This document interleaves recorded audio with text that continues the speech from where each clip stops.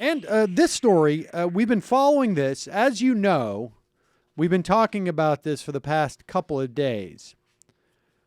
Right now in Tennessee, Chattanooga, Tennessee, to be exact,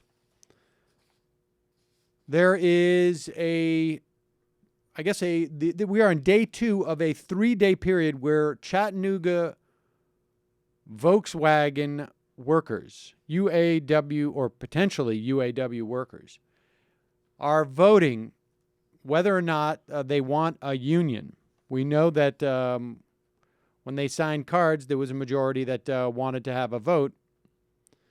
And Volkswagen has, to the extent that they have come out publicly, have seemingly supported the unionization drive because it's the only way they can get workers' councils, which they have found in the vast, overwhelming majority of their plants, has been instrumental in their efficacy in building cars that people want to buy.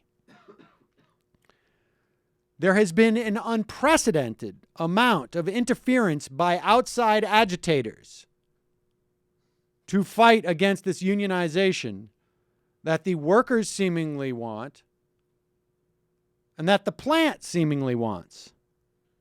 And that has been perpetrated by Republican lawmakers. The latest is that yesterday Senator Bob Corker came out and said, I've had conversations, and based on those, I am assured that the workers vote against the UAW. Volkswagen will announce in the coming weeks that it will manufacture a new midsize SUV here in Chattanooga.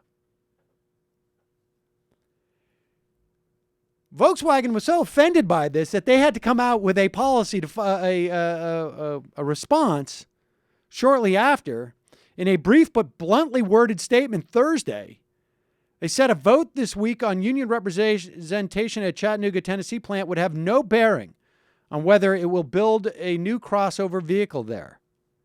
So we now have Republican lawmakers saying it's completely un-American to unionize this Chattanooga plant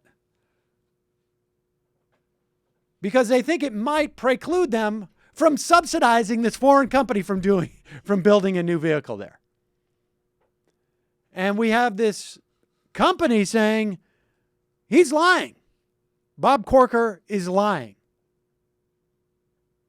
Now, I guess you could parse Bob Corker's statement in which it would, the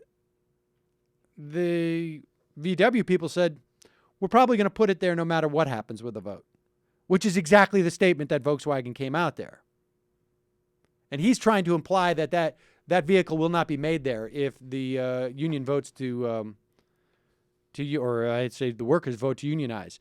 The only sort of like fly in the ointment is that there's been obviously a massive snow falling there, and there have been 2 shifts now that have been canceled,